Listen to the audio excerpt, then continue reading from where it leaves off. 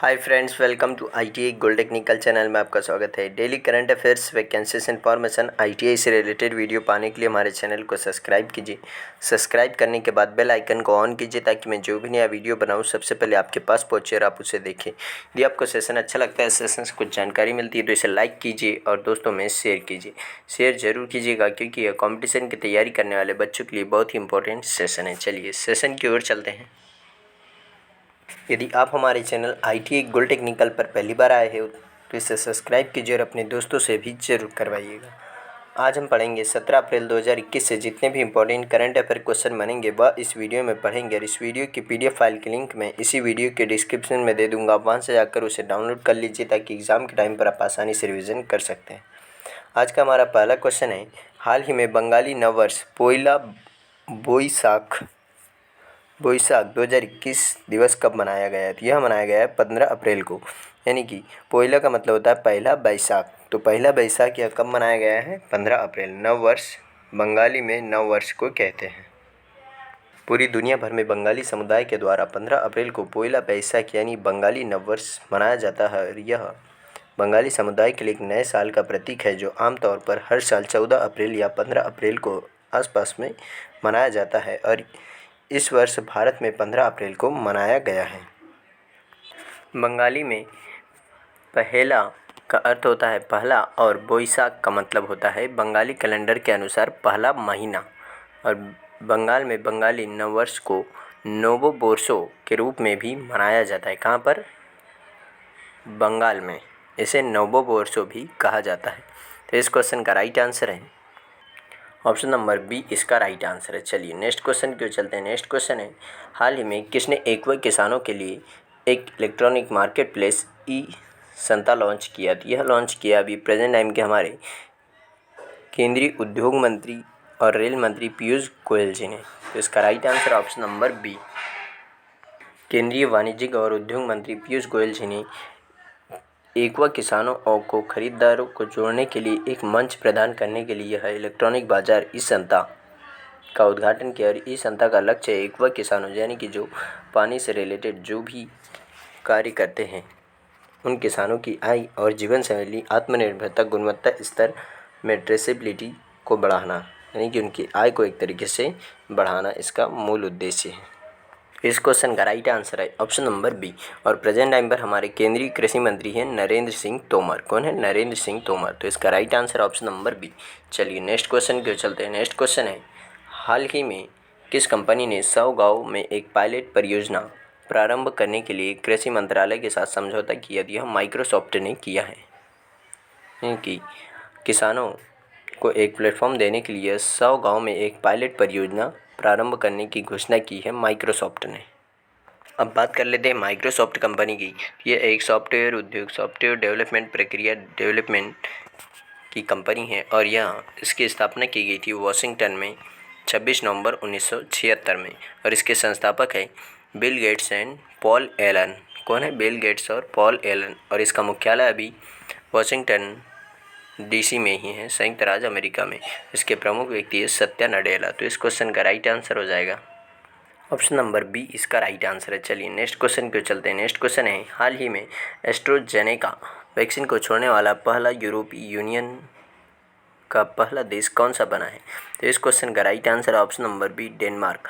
Denmark ने AstraZeneca vaccine को छोड़ने वाला यह पहला यूरोपीय यूनियन देश बन चुका है। डेनमार्क की राजधानी क्या है? तो डेनमार्क की राजधानी है कोपेनहेगन। तो इसका right answer option number B.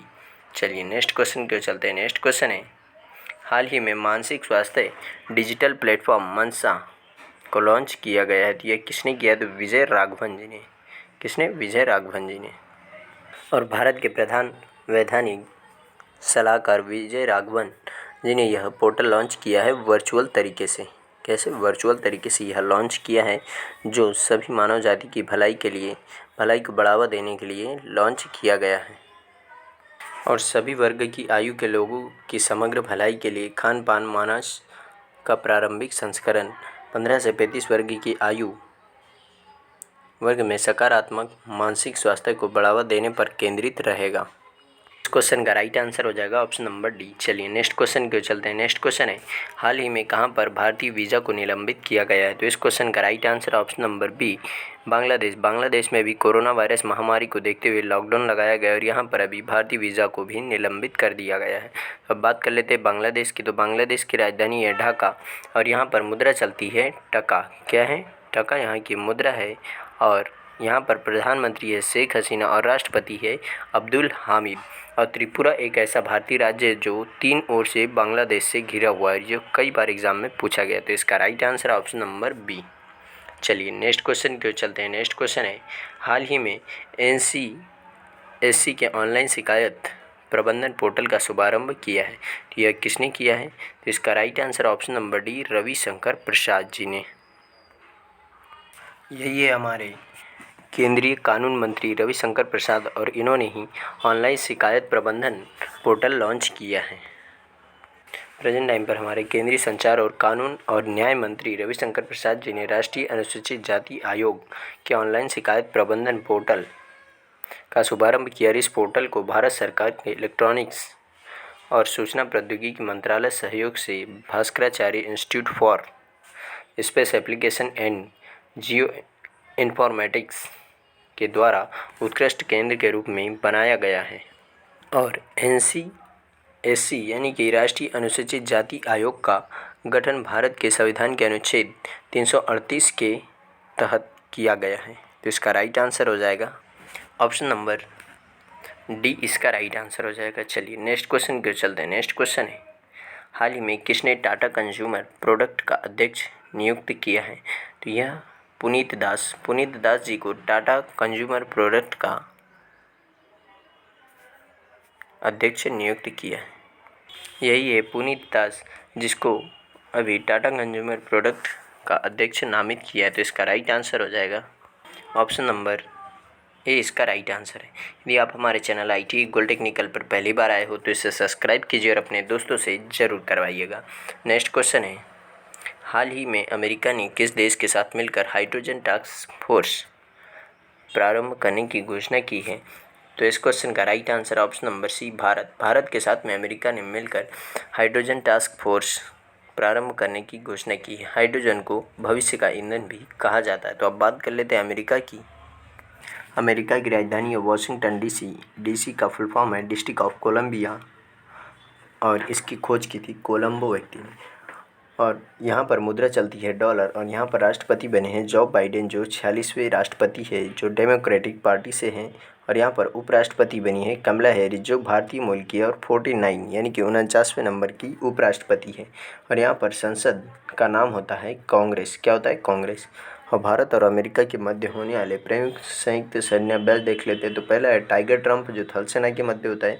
वज्रपहार, यह भी थल सेना के मध्य होता है। युद्ध अभ्यास, यह भी थल सेना के मध्य होता है। पासेक 2020, यह हुआ था नौसेना के मध्य। और मालाबार संयुक्त सैन्य अभ्यास हुआ था भारत, अमेरिका और जापान के मध्य।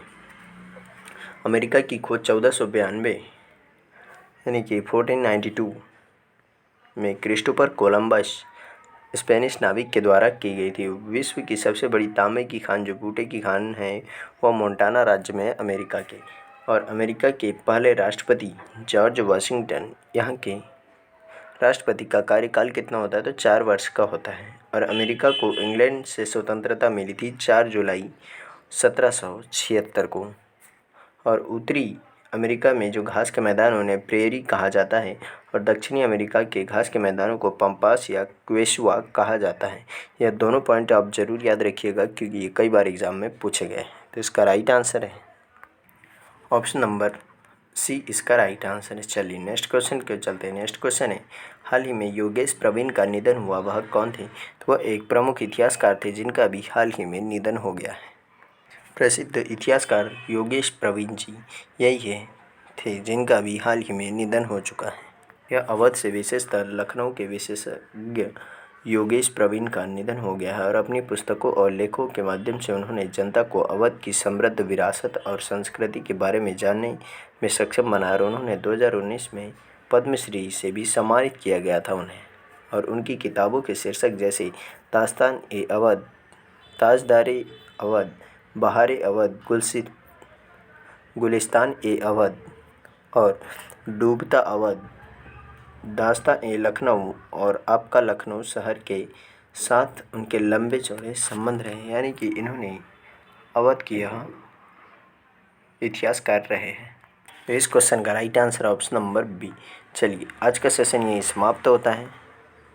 यदि आप हमारे चैनल ITI गोल्ड टेक्निकल पर पहली बार आए हो तो इसे सब्सक्राइब कीजिए और सब्सक्राइब करने के बाद बेल आइकन को ऑन कीजिए ताकि मैं जो भी नया वीडियो बनाऊं सबसे पहले आपके पास पहुंचे और आप उसे देखिए। यदि आपको सेशन अच्छा लगता है, सेशन से कुछ जानकारी मिलती है तो इसे लाइक कीजिए और दोस्तों में शेयर कीजिए। Thank you so much watching for my video. मिलते हैं नेक्स्ट सेशन में।